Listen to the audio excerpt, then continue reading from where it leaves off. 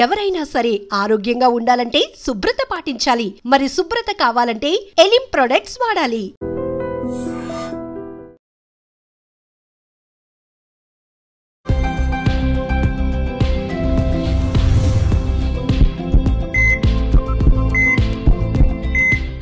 నమస్తే, welcome to healthy conversations with I dream. నేను మీ Jhansi. So విరుద్ధ ఆహారాలు అంటూ ఉంటారు కదా. పొట్లకాయ తిన్న రోజు ఎగ్ తినద్దు అంటుంటారు. పెరుగుతో కలిపి ఫిష్ కంటెంట్ ఏదైనా ఫిష్ తిన్న రోజున పెరుగన్నం తినద్దు అంటూ ఉంటారు కదా. ఇంకెలాంటి విరుద్ధ ఆహారాలు ఉన్నాయి? నిజంగా ఇవన్నీ మనం ఇప్పటికి కూడా పాటించాల్సిన ప్రాముఖ్యత ఉందా? తెలుసుకుందాం. ప్రస్తుతం అంతా ఉన్నారు వాసుపారి శివుడు గారు, పతంజలి యోగా సమితి తెలంగాణ స్టేట్ ప్రెసిడెంట్. మాట్లాడేద్దాం. నమస్తే అండి. నమస్తే అండి.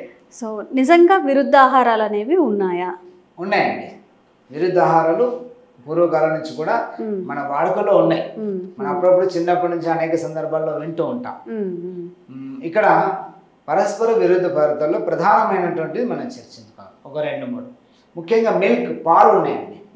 పాలుతో కలిపి ఉప్పు కానీ సాల్ట్ కానీ పుల్లని పదార్థాలు ఏవి కూడా పాలతో కలవకూడదు, సాల్ట్ కలవకూడదు, ఉల్లిపాయ కలవకూడదు. పాలతో సాల్ట్ కలిసిన పుల్లని పదార్థాలు కలిసిన పాలు విరిగిపోతాయి, చెడిపోతాయి.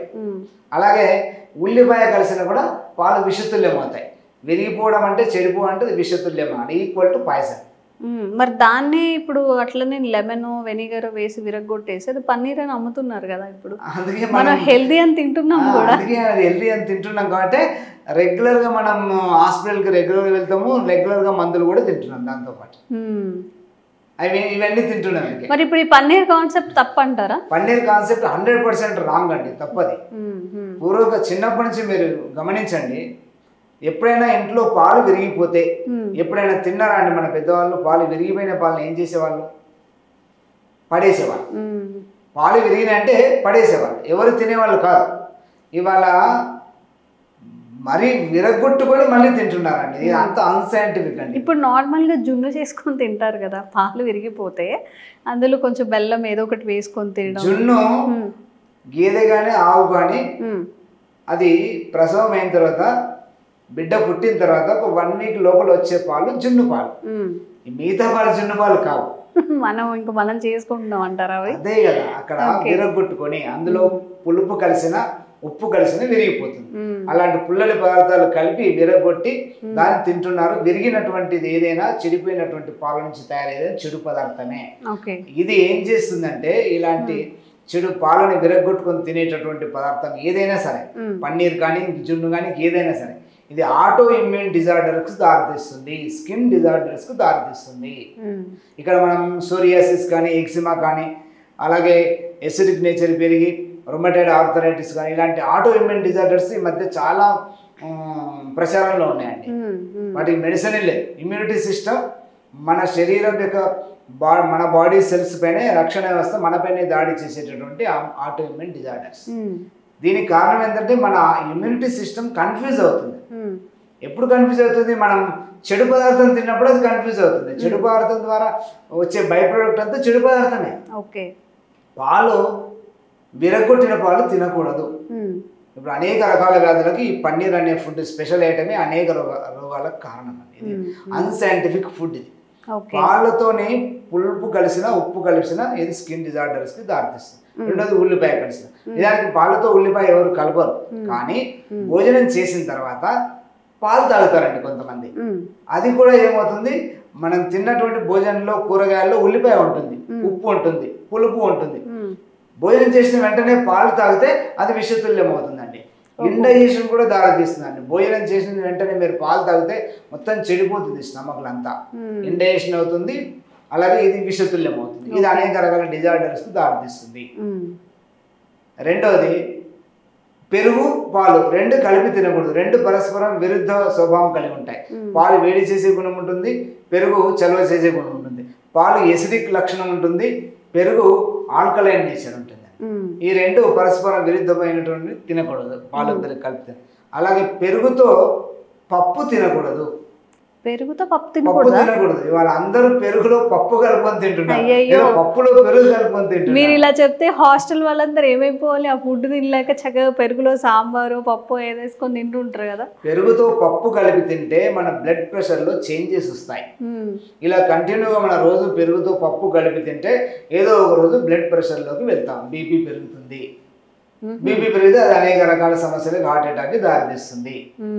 ఇంకా పప్పులలో మినప్పప్పు ఒకటి ఉందండి, అది పప్పులలో కింగ్ ఆఫ్ ది పప్పులని, రాజాలని, పవర్ఫుల్ అని. ఆ మినప్పప్పుతో పెరుగు ఎప్పుడు కూడా కలిపి తినకూడదు. మినపప్పుతో పెరుగులు ఎలా తింటారు మీరు? తింటారండి. దహివడ. దహివడ, ఎస్, పెరుగు. అలా ఎందుకు? నార్మల్గా మన ట్రెడిషనల్ వంట కూడా ఉంది కదా, ఆవడ అని, పెరుగు వడలు అని చెప్పి పెరుగుని పోపు వేసేసి ఆ గారెలు అవన్నీ అందరూ వేస్తారు. అది తినద్దా? తినకూడదండి దహివడ. ఇవన్నీ తర్వాత మధ్యలో వచ్చినాయి. దహివడ ఇప్పుడు పెరుగులో వడని నానేసి తింటున్నారు, దహివడ అంటారు. అంటే వడ దేంతో తయారవుతుందండి? మినపప్పుతో తయారు, ప్యూర్లీ మినపప్పుతో తయారవుతుంది. ఆ మినపప్పు పెరుగు రెండు కలిపి తింటే, ఆ రోజు కనుక మినపప్పు పెరుగు రెండు కలిపి దహివడ రోజు తింటే 6 months నుంచి, మినిమం 6 months నుంచి మాక్సిమం 1 year లోపల ఖచ్చితంగా హార్ట్ అటాక్ వస్తుంది. టికెట్ వచ్చేస్తుంది అంటారు అయితే. ఓకే, అంత ప్రమాదకరం అండి. ఓకే, మినపప్పుతో ఏం కలిపి తినాలి? అంటే డైలీ తింటే ఇంత ప్రమాదం? ఎప్పుడైనా ఒకసారి అనేది ఓకే, అప్పుడప్పుడు తినవచ్చు, ఏం కాదు. అప్పుడప్పుడు తింటే అది డిజార్డరే, కానీ దాన్ని బాడీ సరి చేసుకుంటుంది. ఓకే, రోజు తింటే మటుకు బాడీ కూడా దాన్ని సరి చేయలేదు, ప్రమాదానికి దారితీస్తుంది. ఓకే, ఇంకా ఏమున్నాయి ఇలా విరుద్ధమైన? ఇంకా ఇప్పుడు చెప్పినట్టుగా ఈ ఇది పాలు పెరుగు కలిపి తినకూడదు. పెరుగుతో మినపప్పు, పప్పు ధాన్యాలు కలిపినటువంటి తినకూడదు. ఒకవేళ పప్పు తిన్న తర్వాత పెరుగు తినాల్సి వస్తే ఆ పెరుగు గుణాన్ని మార్చి, అంటే తాలింపు వేసి, పెరుగుని తాలింపు వేసి తినవచ్చు. ఇలా మినపప్పు విషయానికి వస్తే తాలింపు వేసిన పెరుగు కూడా తినకూడదు. తాలింపు వేసిన పెరుగుతో కూడా తినకూడదు. ఓకే, పుల్లని పదార్థాలు ఏవి కూడా పాలతో కలిపి తినకూడదు. ఓకే, ఇది మెయింటైన్ చేస్తే సరిపోతుంది. ఇప్పుడు ఈ పొట్లకాయ, ఇవన్నీ పొట్లకాయ ఎగ్తో తినద్దు అంటారు, గుడ్లు తినద్దు అంటారు. ఎగ్ అనేది శాకాహారం కాదండి. ఇప్పుడు అందరు శాకాహారం కింద తీసుకుంటున్నారు, కానీ నిజానికి మన మహర్షులు చెప్పినటువంటి ఆహారంలో ఎగ్ లేదు. ఓకే, అందుకని ఇక్కడ పుట్లకాయతో ఎగ్ కలపడం అనేది మధ్యలో వచ్చి చేరినటువంటిది. అంటే ఇప్పుడు వెజ్ నాన్ వెజ్ రెండు కలిపి వండుకోకూడదా? వెజ్ నాన్ వెజ్ అంటే ఇక్కడ నాన్ వెజ్ అనేది ఇక్కడ మనకు మన ఆహారంలో డిస్కషన్ లోనే లేదు. ఇక దాని గురించి మనం వర్ణించలేము. నాన్ వెజ్ అనేది అది ఎండ్ల కలిపినా నష్టాన్ని కలిగిస్తుంది, దేంట్లో కలపకుండా తీసుకున్నా నష్టమే కలిగిస్తుంది, దేంతో కలిపినా కూడా నష్టమే కలిగిస్తుంది. Okay, okay. సో విరుద్ధ ఆహారాలని తీసుకున్నప్పుడు ఎలాంటి హెల్త్ ఇష్యూస్ వస్తాయో డిస్కస్ చేసాం కదా. ఇంకొన్ని వీడియోస్లో మరింత అవేర్నెస్ కల్పించే ప్రయత్నం చేస్తాం. Thank you sir. Sir, one life lesson what medicine has taught you. Whatever you can do without expecting. But I really believe మన పాజిటివ్ యాటిట్యూడ్ ఉంటేనే మనం ఏదైనా సాధించగలం. గట్ ని మనం కరెక్ట్ గా డీల్ చేసినట్లయితే అది మనకి పాజిటివ్ హార్మోన్స్ ని రిలీజ్ చేస్తుంది. షుగర్ వచ్చిన వాళ్ళ పరిస్థితి ఏంటి? పొట్ట దగ్గర పెరిగితే దాన్ని ఆండ్రాయిడ్ అంటారు, ఆండ్రాయిడ్ ఫోన్ కదా. అసలు థాట్స్ ఎందుకు వస్తాయి? బ్రెయిన్ డెడ్ అంటే దానికి ప్రపంచం అంతా కూడా కొన్ని నిర్దిష్టమైనటువంటి లక్షణాలు. మానసికంగా ధైర్యంగా ఉంటే క్యాన్సర్ జయించవచ్చు. You are a doctor for a cause sir, అంతే. వాళ్ళకి వచ్చిన ఆదాయం కాకుండా ఫ్రీ సర్వీస్ ఎంతమందికో చేస్తారు.